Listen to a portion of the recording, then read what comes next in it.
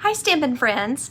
Tonight I have a quick video for you using the Daisy Garden stamp. It's a background stamp. Let me put it a little closer there where you can see. It has a lot of different textures kind of to it. You can color it. You can use it as a monochrome. You could color it using a variety of different ways. So I think that this is a set that would be fun to add, especially if you have the Daisy punches or any of those stamp sets. I think this would make a great background to use with a lot of those different other stamp sets. So I wanted to just show you a couple of quick ideas. They're kind of simple, but I just kind of wanted to give you a couple of kind of some different ideas with it. So what I did first was I decided to use my Stamparatus. So first let me mention things that you can do with the stamp on your Stamparatus. You could place your paper in a variety of different places, and you could use this on the inside of your card. So maybe you could add a little to the inside of your card by just getting a corner, a little snippet of the image on your inside piece here. Of course, generally for the front of a card, we're going to get quite a lot of the image on the paper, so that it's mostly filled, something for us to color, that kind of type thing. But don't forget about the possibilities of just having part of the stamp colored here, or covered by the stamped image. So what I'm going to do first is just ink this up. Now I line this up where I could put this along the bottom here, and again it sort of doesn't even matter. Like if I put it over here, you can imagine that I'm only going to get this half of the stamp, and then it would be gorgeous to put a sentiment right here in the center, maybe some ribbon, things like that, to make one design of a card. I could scoot it up if I want this piece to show more. And I know this is kind of elementary, but just kind of giving you more ideas. And if I move it to this side, I could put everything on this side of the card and maybe put a nice edge along it. But what I'm going to do for this is just get it kind of right in the middle, and I'm going to line it up along the edge of this grid paper that comes with the Stamparatus. Make sure that it fits. I need to scooch that just a little bit so that I can get it in there. I kind of scooted my paper. Oops. Okay, there we go. So now I'm just going to ink this up, and of course if you're going to do a monochrome you can use a variety of colors, but I was kind of leaning towards doing this in kind of a light sort of color, and possibly coloring it in with one of our, either you could color it in with the regular Stampin' Write markers, you can color it in with the blends, or you could color it with the pastels, which are new, and we haven't really used those much yet. So I'm going to use the Sahara Sand. Just kind of ink it all over. Now one thing I've noticed about this, I don't know if it was when I mounted the stamp, if I kind of messed it up, or if it just is naturally that way, but I had a little bit of trouble getting everything inked the first time, so I definitely would want to use the Stamparatus so that I can re-ink. See here what I'm talking about? It just did not cover well. So I'm just going to go ahead and ink it another time, and then try to remember what those places were and press my hand on them. And just kind of press my hand on each one of the daisy flowers, just to kind of give it plenty of, oh, I kind of got a little bit of mess right there, probably from my stamp pad. So I'm going to do a little more right here, because this is the one that is having trouble having enough ink on it. There we go. Let's see, I got a little more. One more time there. Okay. All right, so there you can see we probably wouldn't normally stamp it in a brown, but what that does is kind of, it tends to fade a little more than normal. So I think it would look pretty on this one to color it with our new Freesia. And so that's the color of Stampin' Blend that I'm using. I'm just going to color it a little bit just to kind of give you an idea of how this looks. And really what the using a brown to stamp with just kind of gives it a little more natural look, and it's just kind of one way to do it. It's not, there's not necessarily, you know, do this because that's what I say, just different things to try. So there you can see that. And then as I'm doing this, it might be nice to add a little darker around the center of the flower. So I was kind of thinking maybe some of the dark fresh freesia would be pretty. And what that does is kind of pop up the center. So like once I've gone around that one time, I'll just go another time right in the very center of the flower. And that is a simple way to give it a little more texture without, you know, you're not going to a whole lot of trouble. So I kind of like the return on investment of time there. So I'm just going to go ahead and I'm going to finish this one just to kind of give it a complete look right on this one, just to kind of give you a better example. Then I'm just going to take the dark petal pink and color the center. Now, here where I am, we have a lot of, I like to grow echinacea they have like an orange center, especially as they get more, there we go, as they get more mature throughout the year. So there you can see it just added a nice little bit of color. And then if I were going to pop this up on something, I think it could be nice to use petal pink. Let's see, I don't have that lined up very nicely for you, but petal pink and the fresh freesia. And I think that'll just make it pop. Another thing I think would look really nice is to color the background in like a pool party to make it look like sky. That would also really make your images pop. That might be an especially nice one to do if you did something like I did on this card where I was just kind of playing. What I did was cut along the edge here as best I could. Now that could look really pretty if we put a layer, I have the card base here, but just imagine it if it were a layer here, and then I used those same bright pretty colors to color this in.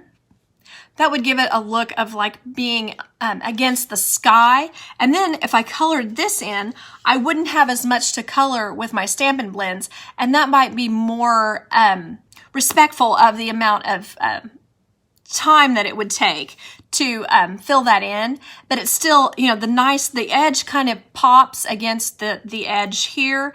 And I think that would just be another way of using this little stamp set. So another thing that I did this in the So Saffron, and I actually have done nothing to this but tried to get it inked up. Saffron is a fairly light color, so it almost is to the point of being bumblebee at this point.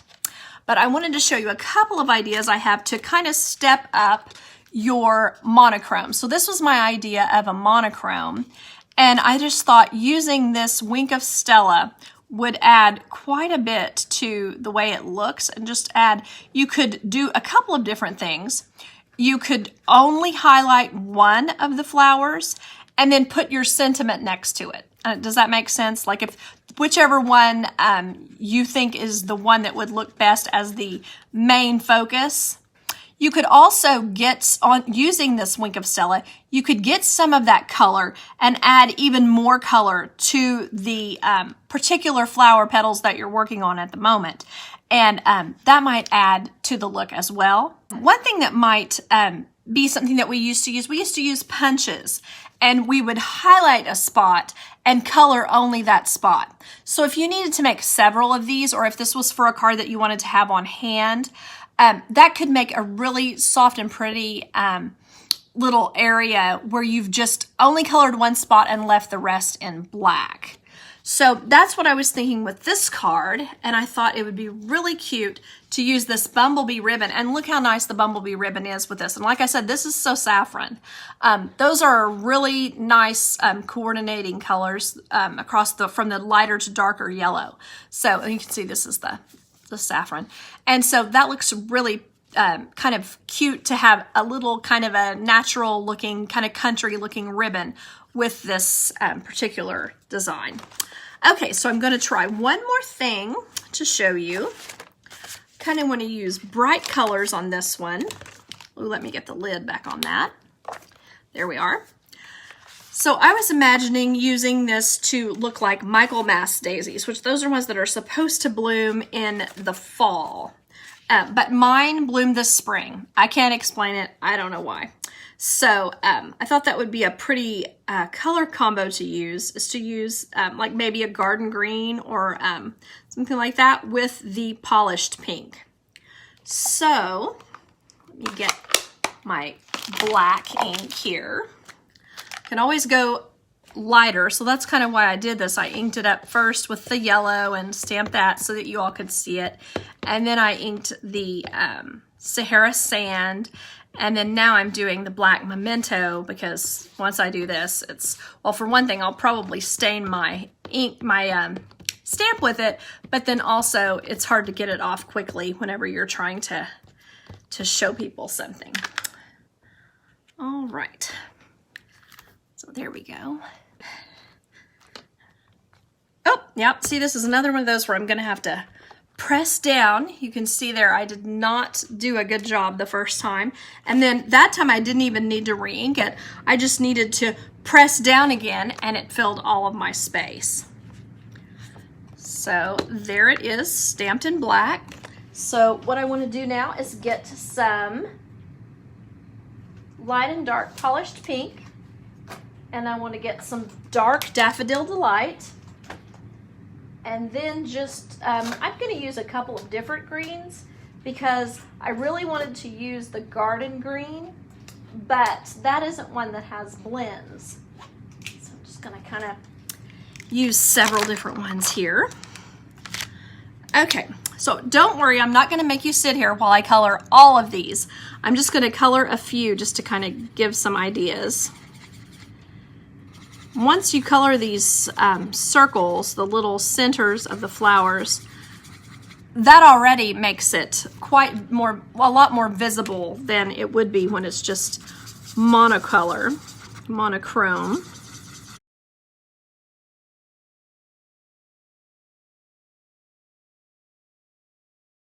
I am going to be asking some questions in the Facebook Lives throughout the month of July. And what you will do when when I'm asking the questions, I will be giving away one of the new Stampin' kits.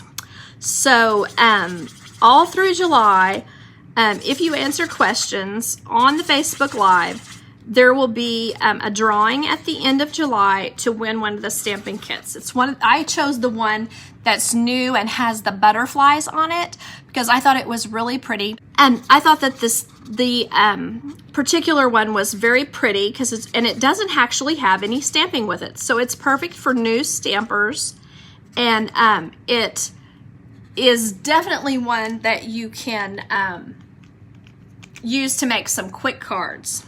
So my question for tonight is, and you can answer it tonight or anytime before the end of June. So, and I think I said July, I'm so sorry, end of June. So my question is, what is something, what I was saying here was that I was doing all the yellow first when I was coloring to save myself time. So my question for tonight is, what is something that you do when you're stamping to save time? So what you need to do if you want to participate and potentially win the new little kit, and I will hop up and show it to you here in just a second as soon as I finish this. So if you want to win the new little kit, just tell me what you do to save time when you're stamping. Now, it can be organizational, it can be using the Stamparatus, lots of things like that, but some idea of what you do to save time when you're stamping. So I hope I get some interesting ideas on that one. So there we are. So all I've done on this particular one is I've just colored basically the whole thing using the light polished pink. So now I'm going to use the dark polished pink and just add some texture in the center and then kind of drag it out toward the edges. So any of the ones that are underneath, I want to kind of give them a lot more color than the ones on the top. And then again, around the center, like I did earlier, just to kind of make it look like the center is really dark. Then I'm going to go back with my Daffodil Delight and just kind of blend those in together. And so what that does is any mistakes that I made, that'll just kind of lift it off and blend it in together. So then after I've done that, I'm just going to go back and add this in here.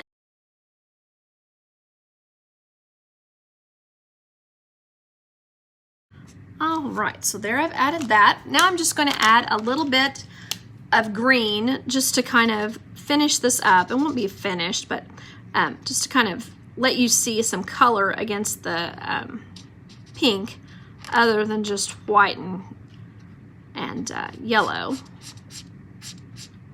So this I'm using the Dark Just Jade. And then I'm going to use a little bit of Light Mossy Meadow. Just going to kind of blend those colors together. And I think that those blend nicely and kind of make a kind of a nice garden color.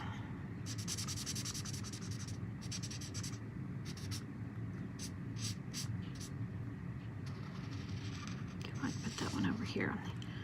Might make it a little more obvious. Well, this is definitely something to do when you're just kind of bored, because you can enjoy, when you have time to enjoy coloring, I guess is kind of what I mean. You don't want to do this if you're on a time crunch. All right, so there you can see how that color kind of popped out of there. And I just really liked how the polished pink really makes this look like a real daisy, in my opinion. So that was the, well, gosh, I've forgotten, Daisy Garden. Sorry about that. Daisy Garden stamp set. And here it is, colored with some yellow. And then, oh wait, here it is. There we go, sorry about that. Here it is, colored with the So Saffron Yellow. And I can't wait to read all your comments. I'll be sure and do that. And then I took the Wink of Stella and colored over the center of that flower just to kind of highlight it and make it really pop. And I'll add some of this pretty gingham bumblebee ribbon on the top. Then you remembered this one. And then we have this one that has the nice fresh freesia on it with the petal pink center. Oh, I picked up the wrong thing with that one, sorry. There we go. There we are, now we can see it. And then the idea of putting this on a background and cutting the edge. You could also just tear the edge and cut only this portion out and lay it against the edge and make this really the focal point. So there's another idea for this one. But I appreciate you all watching, and I will try to have the finished cards up on my blog next week. I hope that you all have a great weekend and you're able to find some time to do something fun, which probably includes stamping. Bye-bye.